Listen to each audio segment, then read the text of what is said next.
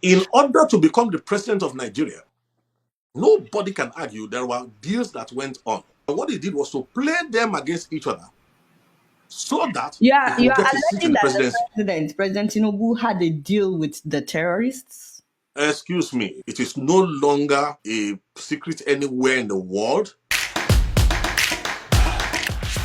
Hi everyone, welcome to this interview. This is a loaded interview, by the way, about the situation of things in Nigeria. I know many of us have been following the insecurity issue. Today, I will be interviewing someone who has been at the forefront of what is happening. If you don't know about the Macedonian Initiative, by the way, it's a faith-based, non-denominational NGO that has been responding to the systematic persecution of Christians in northern Nigeria since the 1990s.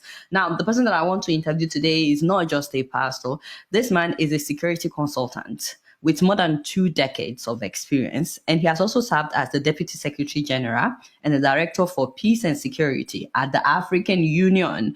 Of course, he is the Global Overseer of Living Waters Unlimited Church and International Coordinator of the Macedonian Initiative.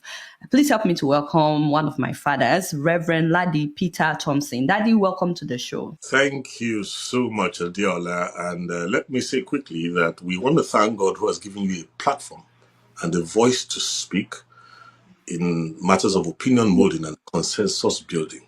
I think it's a lofty platform, and I pray you continue to use it well. Thank you. Thank you so much, sir. First and foremost, a lot of people have been asking, what exactly are we dealing with? What is even going on? I want to speak without a shred of doubt right now that what Nigeria is dealing with, it is both an ancient and a modern problem. And it is bigger, including religion, but bigger than religion. This is not an Usman Danfodio narrative.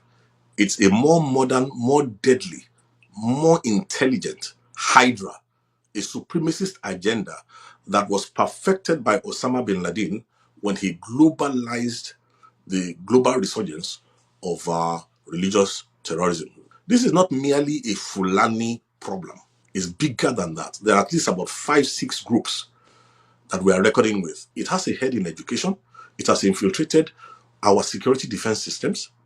Over the years, it has infiltrated governance. It has infiltrated media. Okay, so thank you so much, Daddy. But I feel like so far you have been speaking in parables. You are not naming. Okay, so you said 5 different heads.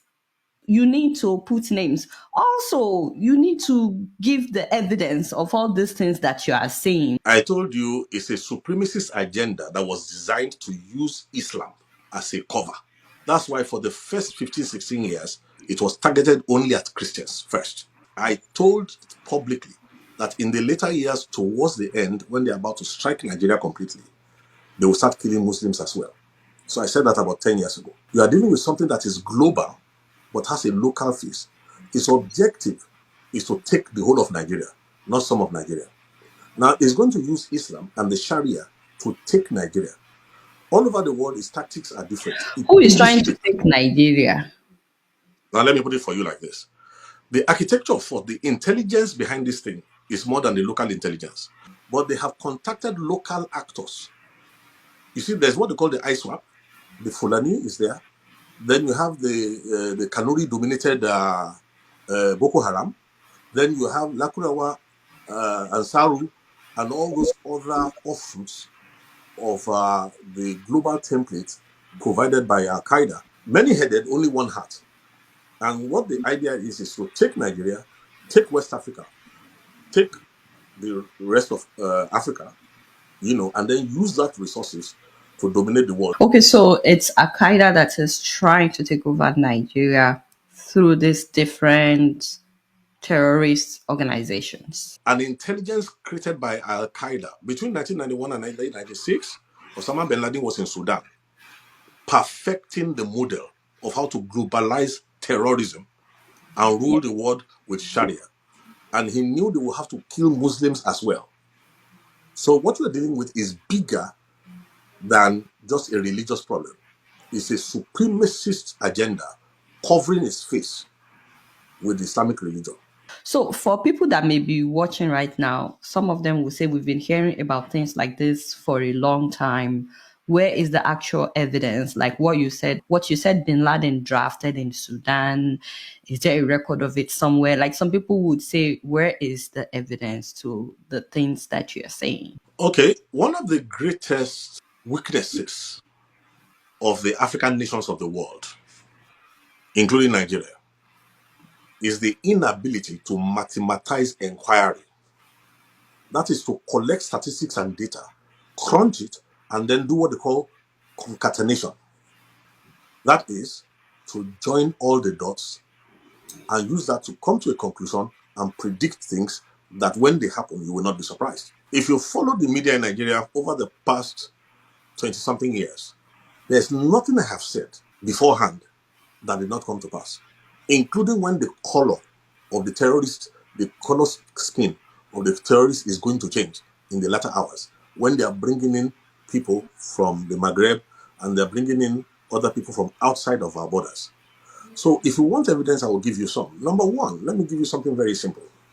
There's no place in the world that has responded to an already documented resurgence of global Islamism by claiming to arrest terrorists, and then you claim that you have de-radicalized them, and then you absorb them into the Nigerian army. You see, that one alone is an amazing case of stupidity. I've never heard of this kind of madness before. An armed robber comes to your house, you arrest him. Instead of prosecuting him, you claim that you have changed his mind, and you now make him join your megadis. That is, of course, one. Number two, if we collate, I can tell you from the beginning, one of the things I discovered from the year 1999 to 2000 was government complicity. And why do I say so? We have reached a stage now where we are not afraid of anything anymore. In those days, we were more afraid of the enemy within than the enemy without.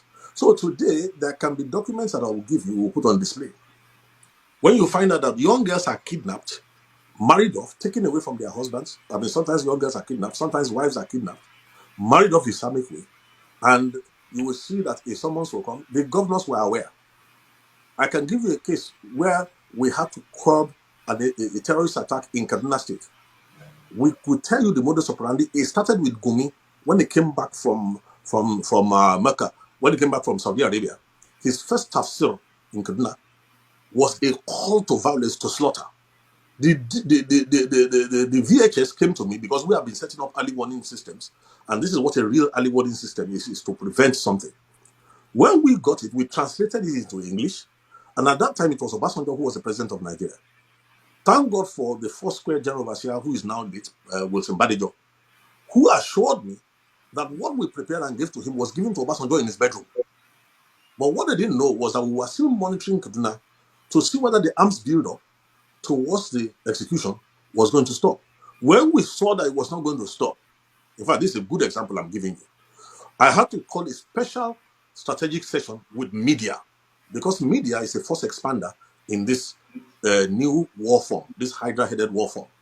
At that time, the man they call Additional, who became Buhari's media, whatever, was at that time an editor-in-chief or something in one of the newspapers.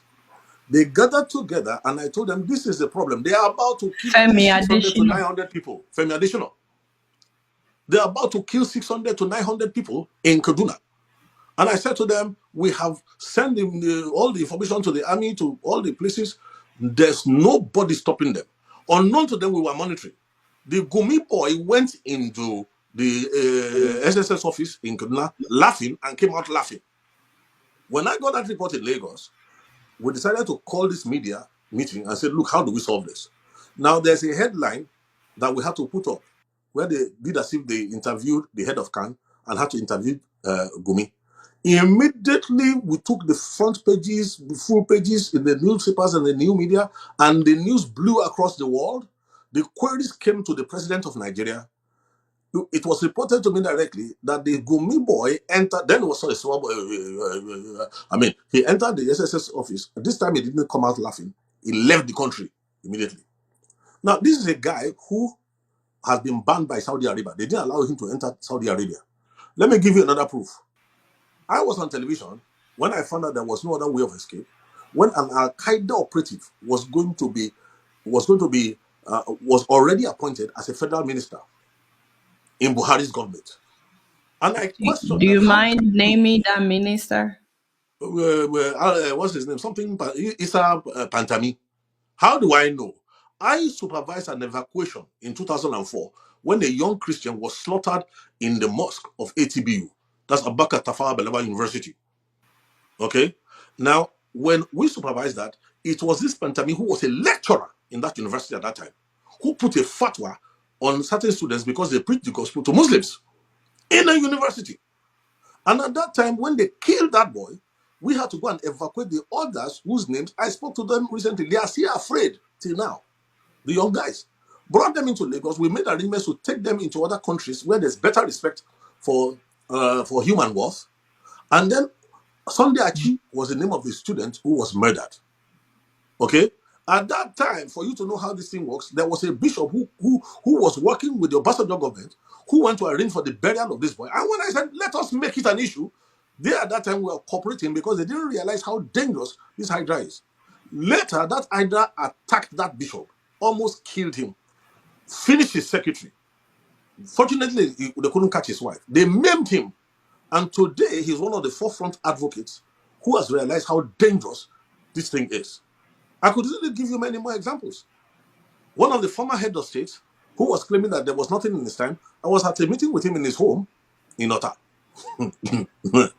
When he gave me his own version of what he believed was going on, I said to him, sir, during your government, they were already building up more and more, infiltrating more and more.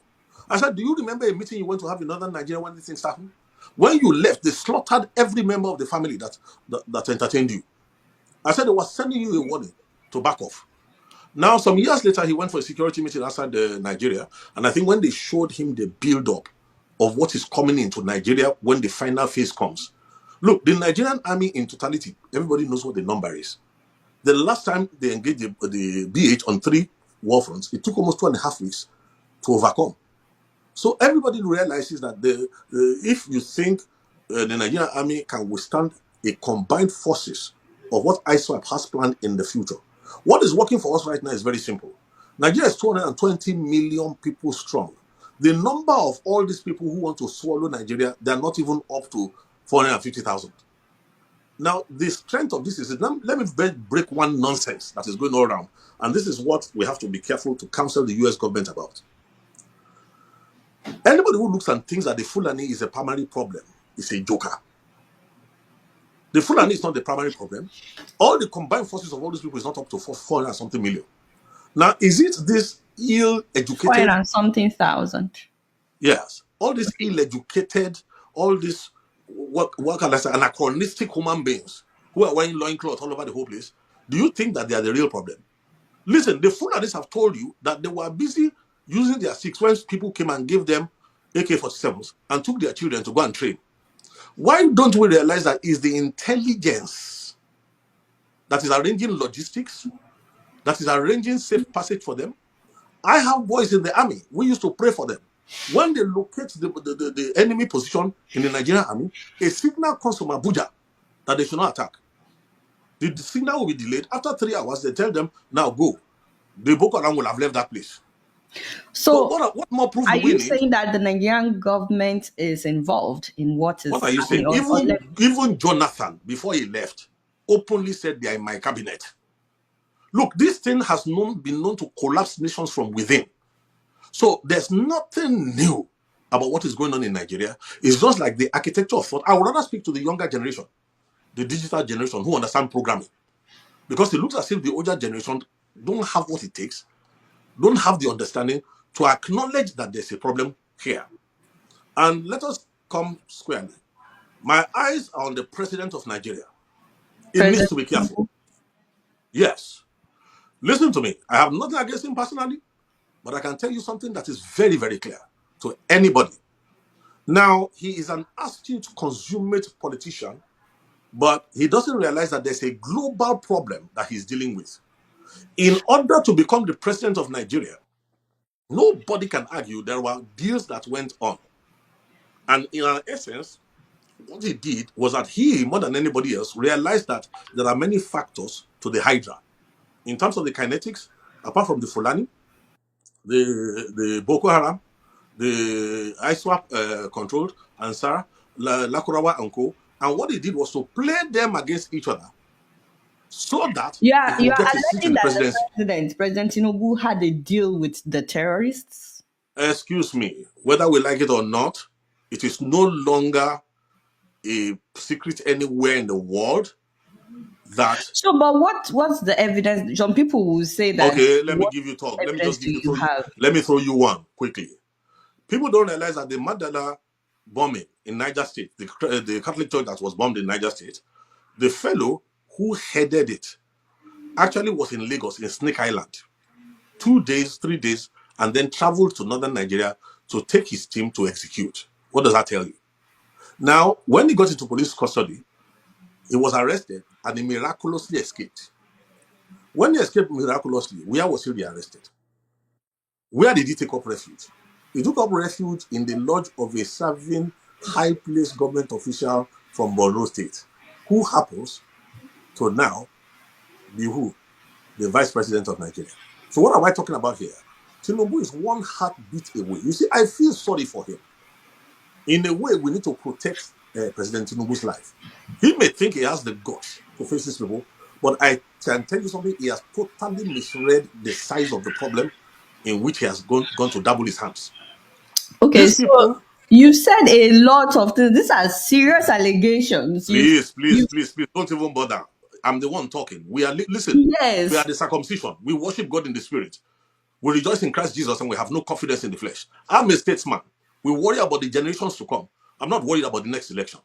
There's nothing I'm saying that cannot be substantiated, not only within Nigeria, but globally. So let nobody deceive themselves. His so-called, look, why do you think the federal government is trying to deny an evident truth? And all these people who have collected 30 pieces of silver, all these people speaking from two sides of the mouth, who are just shifting positions like the mendacious president that we have, why do you think they are going on like that? Because there's a plan. If this intervention had not come, and the president was allowed to go through his 8 years, who will he hand over the country to? And does he think they are not wise enough to know that if they are able to eliminate him, into whose hand does the country go? Now, this is where the problem is. If the country goes into the hand of the Boko Haram, the Fulani will not be happy. Those who are, look, let me give you a good example, an open secret.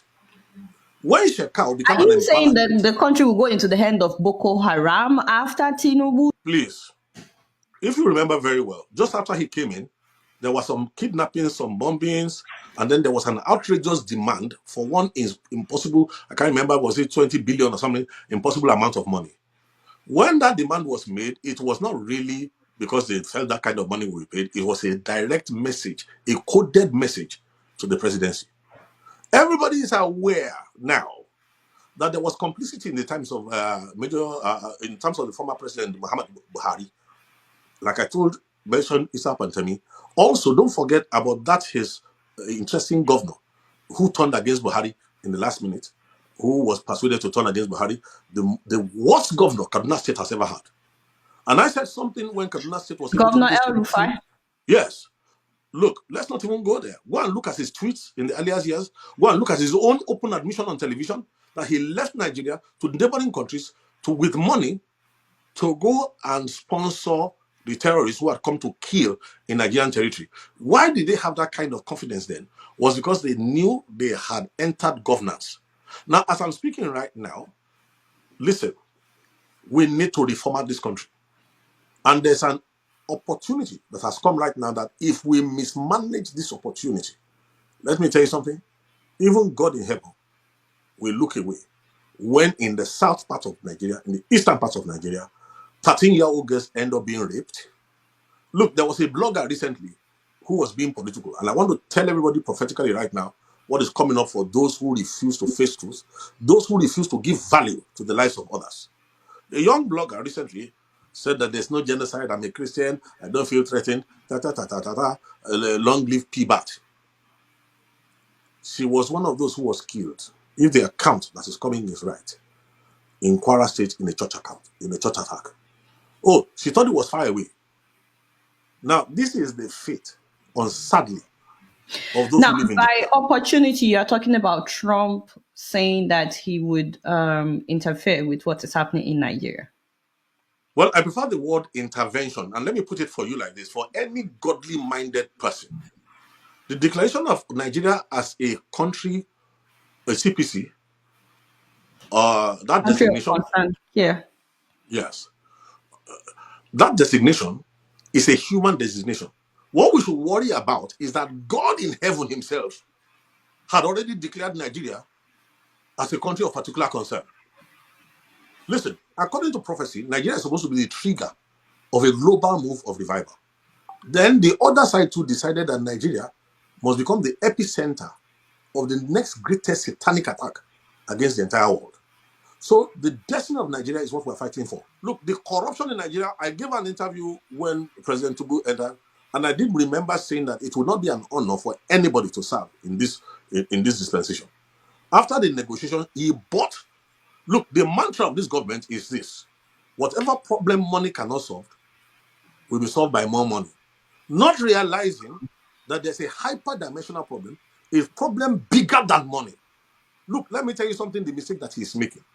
The whole Nigerian budget, when you look at it every year, all said and done, comes to how much? Maybe about $30 billion.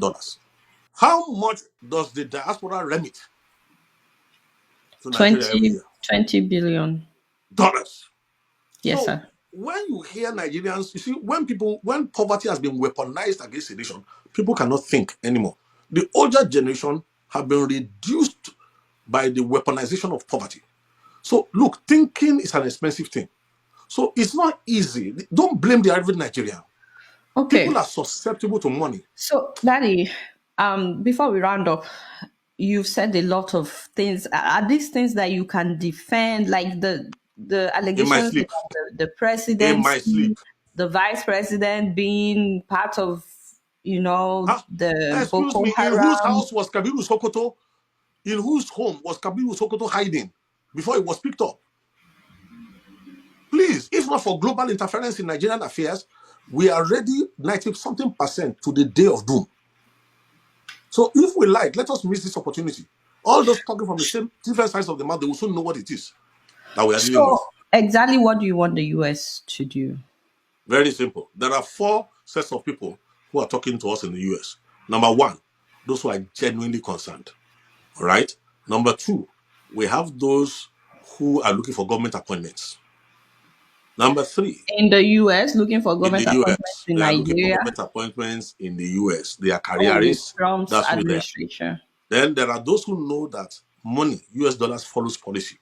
So if not for Trump, they will not be speaking up. They're there. And then there's a last set of zealots who are so zealous that they reject God's wisdom. Those ones are what we call sincere ignorance and conscientious stupidity. They are equally as dangerous. So this is what I want us to do. If Nigeria cooperates properly with the window that God has used Trump to open, there's something that I cannot talk about in detail now. It's called the flight of two eagles. There's a bald eagle in that vision that can rescue the green eagle. Now, if we are able to eliminate the unnecessary voices that are fouling the waters in America for us, both within those against us and those for us, and remain only the voices that are looking forward to the future of Nigeria, let me tell you what will come out of it. Number one, Nigeria will become a nation. Watch this, where the value of life will be something else. We will leap from quantum leap to the forefront of global civilization, all within 4 to 8 years. Number two, the Nigerian foreign exchange right now that is about 1,600 naira to the dollar can be brought down to at least 250 to 350 naira to the dollar if we cooperate properly with understanding to tailor the American response in a way that will be profitable to the global community. So, have you discussed any of this with the Nigerian government? Have you presented? A government that is busy denying. Listen, the moment the Nigerian government is ready, even for President Tinubu, there's a way of escape for him. I fear for his life. If you do a proper concatenation and look at the analysis of what's on the table and the way these things are going, he can't trust anybody around him because there's an option open to them, which he's aware of. Okay? But Nigeria cannot afford that option. What's So, the option? well, the point is this: if he cooperates with us, we have been studying this thing, we have been watching over this, we will create a Nigeria where no Muslim, no Christian is oppressed. Now, let me tell you this. when the generation of Awolowo and Zik and Co, when they got independence from Nigeria, Pax Britannica did not allow us to lay a firm foundation for a prosperous country. The divide and rule included religion. Now, this opportunistic hydra created by Osama bin Laden is using that opportunity. Now, if only Tinubu will cooperate, I will tell him that the first friend of Nigeria in America, first of all, in the olden days, was a man called Frank Wolf. Next is Chris Smith, Congressman Chris Smith. After him, we want to thank people like Louis Gohmert. We want to thank people like Ted Budd, Peter Ricketts. We want to thank people like Josh Hawley. We want to thank people like James Langford, then Ted Cruz. But most of all, this is better than any Nobel Peace Prize. We need to thank God for the two tweets that Donald Trump, they are prophetic. So, but since Trump said that he was going to get involved, the killing has actually gotten worse, and the government is not doing anything really. The young government is not doing that anything. needed to happen to prove to the Nigerian that the government is so compromised, it does not care about your life. All it cares about is to win the next election, which will be the last election that is really democratic in Nigeria. This is a lot for people to digest. In the course of this half hour, you have implicated the president, the vice president, the entire cabinet, the military is compromised. A lot of these things, like the military being compromised and so on, people know. You've talked about El Rufai, you've talked about Sheikh Gumi, the minister that you mentioned, Issa Pantami. Issa Pantami, what does he want to respond? His articles were on the Al-Qaeda website, globally exposed in France, everywhere. All the intel that has been given to Nigeria from foreign nations has been neutralized by the Nigerian government all these years. Who can deny that? I'm really hoping that the Nigerian government will respond. I'm really hoping that they would respond to this. Please, we have gone past that level. Where we are now is how do we save Nigeria? How do we salvage the nation? How do we create a future for all our children across the entire nation? Don't let the blood of the people who have been slaughtered through the years, past more than 20-something years, we should not let their bloodshed be in vain. Unmerited suffering is often redemptive, and that's the way we should go now.